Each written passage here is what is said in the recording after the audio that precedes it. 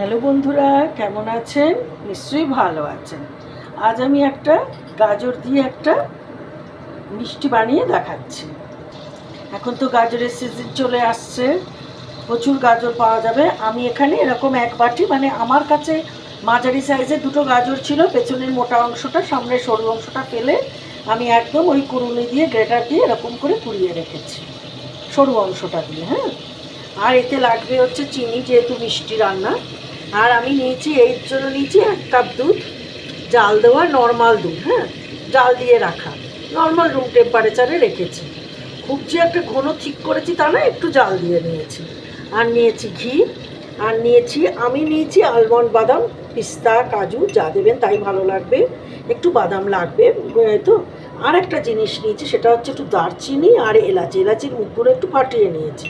আমি 4-5টা নিয়েছি। আর দারচিনিটা এই জন্য, গাজরের যে একটা গন্ধ থাকে, সেই গন্ধটা কাটানোর জন্য দারচিনিটা দেবো, পরে তুলে নেব। আর নিয়েছি আন্দাজ করে গুঁড়ো দুধ। আচ্ছা, এইবার আমি রান্নাটা শুরু করব। আমি কড়াইতে 2.5 টেবিল চামচ মতন ঘি দিয়েছি। ঘি একটু বেশি দিলে ভালো লাগবে, বেশ একটা ঘি যেরকম ঘিয়ের মিষ্টি হয় আর কি, সেই রকম। আচ্ছা, ঘিটা গরম হয়ে গেল, খুব যেন চড়া গরম করবো তা না। এখন এই দারচিনিটা দিয়ে দেবো, দিয়ে মুখটা ছেড়িয়ে নিয়েছি, এই এলাচটা দিয়ে দিলাম। এটা একটু গন্ধটা ধরে নিক ঘিয়ের মধ্যে, এই যে চটপট করছে, ঘি একটু ধরে নিক গন্ধটা। প্লিজ আপনারা আমার এই ভিডিওটা পুরোটা দেখবেন, হ্যাঁ, স্কিপ করে দেখবেন না প্লিজ। আপনাদের কাছে আমার এই রিকোয়েস্ট আছে। এটা আবার হলো একদম কমিয়ে দিলাম গ্যাসটা, হ্যাঁ, একদম কমিয়ে দিয়ে কম অবস্থায় এবারে আমি এটা দিয়ে দিচ্ছি এই বাটির মাপে। আমি 2টো গোটা দিয়েছি, সেটা বলে দিলাম। ওই যেরকম পেছন সামনেটা ফেলে দিতে হয় সেরকম ফেলে। আচ্ছা, এটাকে এবার একটু আগে প্রথমে ঘিয়ের সাথে মেখে আঁচটা একটু বেশ বেশির দিকে করে দেবো, নাহলে গাজর থেকে জল ছেড়ে যাবে। একটু বাড়িয়ে দেবো গ্যাসটা। এটা একটু মাথায় রাখতে হবে যে প্রথম গাজরটা দিয়ে গ্যাসটাকে একটু বাড়িয়ে দিতে হবে। দিলে কী হবে, এই যে চড়চড় করে গ্যাসের যে এই গাজরের ভেতরের যে জলটা, এটা শুকিয়ে যাবে। এটা শুকোনো খুব দরকার। একটু নেড়ে ভালো করে, তলাটা না ধরে যায় খেয়াল রাখতে হবে। আমি ঘি দিয়ে করছি, এটা কিন্তু সাদা তেল মাখন সবেতেই হয়। যে যাদের ঘি মাখনের থাকে, রেস্ট্রিকশান থাকে বা নেই, তারা একটুখানি সাদা তেলে করে নিয়ে একটু নামানোর সময় বা পাক করার সময় বা সেট করার সময় একটু ঘি দিয়ে দিল। মাখন থাকলে মাখন দিয়ে, যাদের ঘিটা খুব একটা ভালো লাগে না, মাখন দিয়ে বানিয়ে নিতে পারে। মানে এটা যে কোনোভাবেই বানানো যায়, কোনো অসুবিধা নেই। এই তো এখন আসছে গাজরের দিন, নানান রকম রেসিপি তো চলবেই, আর খেয়ে না করে উড়িয়ে ফিরিয়ে খাওয়ার।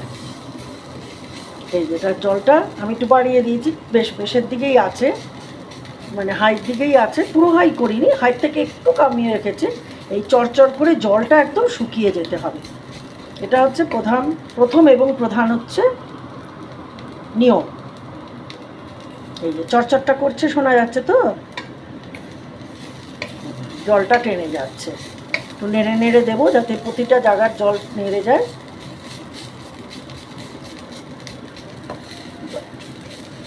টেনে গেলে বোঝা যাবে যে জল টেনে গেছে, বোঝা যাবে।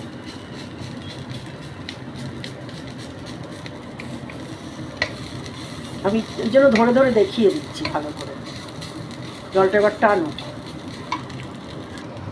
এই যে জল টেনে গেছে। এইবার আমি গ্যাসটাকে একটু আরেকটু কমিয়ে দিলাম সিমের দিকে, হ্যাঁ, দিয়ে এইবার এতে আমি দুধ দেব।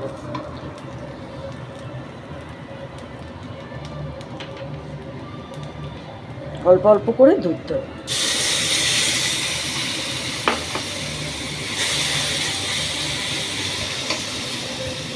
দুধটা টেনে নিচ্ছে।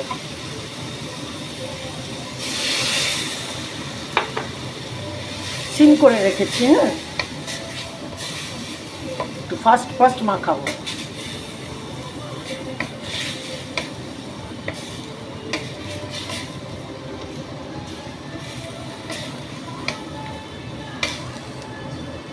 একদম সিম করে দিলাম। মোট এই 1 কাপ দুধ দিলাম, রুম টেম্পারেচারে নর্মাল মিল্ক। ঘরে যে দুধ থাকে, যে কোনো দুধ দেওয়া যাবে, কোনো অসুবিধা নেই। আমি এটাতে কনডেন্স মিল্ক ব্যবহার করছি না, আমি গুঁড়ো দুধ আর নর্মাল দুধে করছি।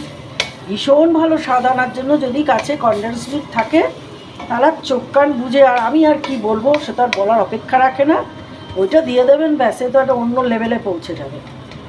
আচ্ছা, এইবার এটাকে আমি এবারে একদম সিমে হতে দেবো। হ্যাঁ, সিম করে দিলাম, একদম সিম। এবার এটা একটু হবে, মানে এটা মুজে জল দুধটা শুকিয়ে আসবে। এই যে আমি ঢাকা দিয়ে দিয়েছি, হ্যাঁ, আর ঢিমে আছে, মাঝে মাঝে খুলবো, খুলে একটু নেড়ে নেড়ে দেবো, এটা একদম দুধের সাথে মিশে থাকুক। একবার মাঝে খুলে নেড়ে দিয়েছিলাম, এখনও রস রস আছে। এই সময় আমি এর ভেতরে গুঁড়ো দুধ দেবো, যে কোনো গুঁড়ো দুধ দেওয়া যাবে। এই চামচে 1.5 চামচ দিলাম।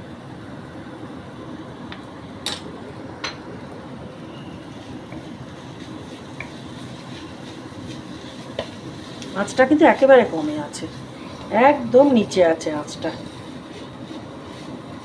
বেশ টাইট হয়ে আসছে। কিছু বাদাম এখন দিও না, আগে এটা সরিয়ে দেবো। এটা মাখা মাখা হচ্ছে, এটাকে একটু সাইডে করে রাখি, হ্যাঁ, নাহলে এটা অসুবিধা হচ্ছে আমার।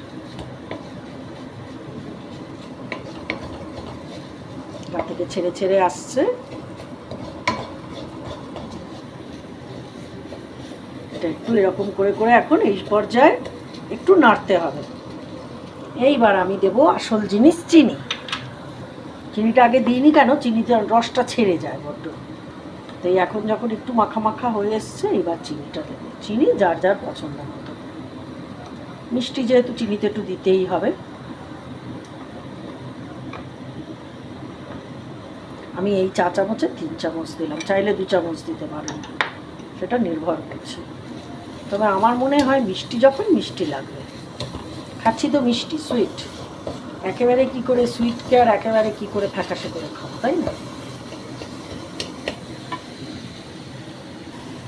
1 চিমটে একটু লবণ, ওই অতি মিষ্টিতে একটু লবণের ছিটে আর কি, ব্যালেন্স। এইবার ভালো করে নাড়বো।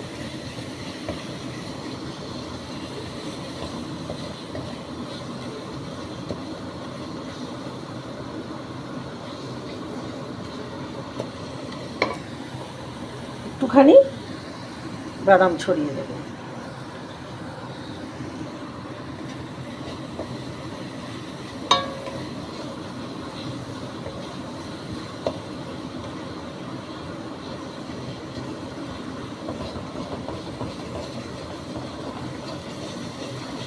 বেশ করে এরকম করে করে ওই যেরকম সন্দেশের করতে হয় সেরকম এটাকে ভালো করে নাড়তে হবে। এবার একটু গ্যাসটা বাড়িয়ে দিলাম, মাঝারি করে দিলাম গ্যাসটা বাড়িয়ে। এবার এরকম করে ভালো করে চেঁচে চেঁচে নিয়ে আপনারা প্লিজ প্লিজ প্লিজ আমাকে জানাবেন যে আমার এই গাজর দিয়ে যে মিষ্টিটা, এটা কিন্তু বাচ্চাদের করে দিলে ওরা খুব সুন্দরভাবে খেয়ে নেবে। প্লেটে এমনি এমনি দিন, পাশে একটু ব্রেড দিয়ে, রুটি দিয়ে, লুচি দিয়ে দিয়ে দিন, বা ভাতের পরে বা রাত্রেই যে খাবার পরে মনে হয় বাড়িতে একটু মিষ্টি মুখ করলে ভালো লাগে, ডিনারের পরে বিশেষ করে, বা টিফিনে, খুব ঝটপট। আর এসব সামগ্রী আমাদের থাকেই, কি থাকে না বলুন, রান্নাঘরে কি নেই? একটু এলাচি, একটু দারচিনি থাকে, একটু গুঁড়ো দুধ, না থাকলে ঘন করে নিয়ে দুধ, সবই তো ঘরের জিনিস। পুষ্টিতে পুষ্টি, নাক কুচকে এই গাজর খাবো না, এই খাবো না, এইসব করে একটু করে দিলাম, কতটুকু ওগুলো আমার আসলে খুব কম লাগবে, হ্যাঁ, তাই জন্য আমি কম দিলাম। মিষ্টিটা আমি দিলাম, যদি আপনাদের মনে হয় আর একটু কম মিষ্টি দেবেন, দিতে পারেন, সেটা কিন্তু যার যার উপর নির্ভর করবে। চলে আসছে উঠে, একদম পুরো কড়াই থেকে যখন ছেড়ে যাবে তার মানে এটা পাকটা হয়ে গেছে।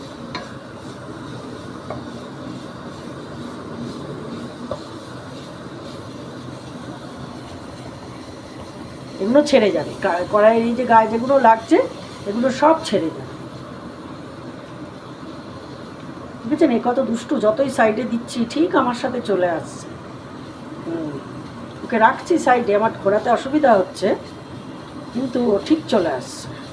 হয় না এক একজন একটু বেশি দুষ্টু, বেশি নাছরবান্ধা। এই যে কড়াই থেকে এইবার উঠে আসছে। এই যে উঠে আসছে, তার মানে এটা পাকটা হয়ে যাচ্ছে। যে কোনো জিনিসেরই এই পাকের এই বোঝাটা, যে কড়াই থেকে উঠে চলে আসছে। এই যে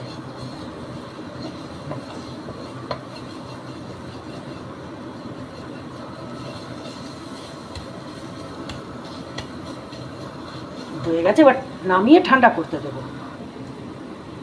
বন্ধ করে দিলাম গ্যাসটা, এবার একটু ঠান্ডা করতে দেবো। আচ্ছা, ঠান্ডা করতে দিয়ে দিয়েছি। হাতে একটু ঘি মাখিয়ে নিয়েছি। এবার এরকম করে নিয়ে হালকা ঠান্ডা থাকতে থাকতে একটা করে এরকম গোল্লা, যার মাপ সে বানাবে, লাড্ডু বানিয়ে নিয়ে এই একটু চিনি গুঁড়ো করে রেখেছি, চিনির ভিতরে এরকম একটু কোটিং করে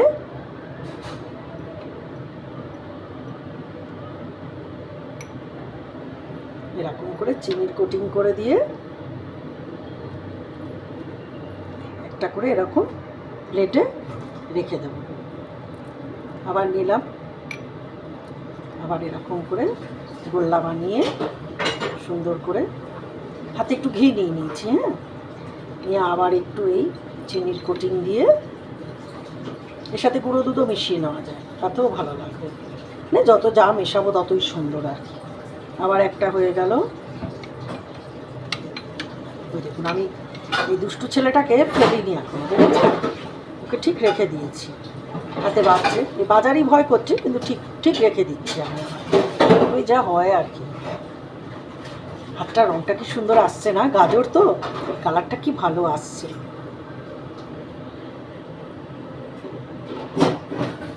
করে কত সহজ, কত সুন্দর আপনারা বানাবেন। হ্যাঁ, বানিয়ে বাড়ির হাতের জিনিস, তৈরি জিনিস, এর কোনো বিকল্প হয় বলে আমার মনে হয় না। যা বানাবো তাই সুন্দর, তাই পুষ্টি, তাই সুন্দর, টিফিনেও তো দেওয়া যায়। এই যে দেখুন বন্ধুরা, কেমন লাগছে? হ্যাঁ, কেউ বলবে দেখলে যেটা একটা গাজরের লাড্ডু? কেউ বলবে না। এরকমভাবে বানাবেন, বানিয়ে আমাকে জানাবেন। আমি একটা কেটে দেখাই কীরকম হলো, নরম সুন্দর। এই যে দেখুন কেমন লাগছে, ভেতরটা কি সুন্দর কালারটা না, একদম। আজ আমি আসি, আপনারা খুব ভালো থাকবেন, আমাকে জানাবেন, আর বানিয়ে বাড়িতে সবাইকে খাওয়াবেন, নিজে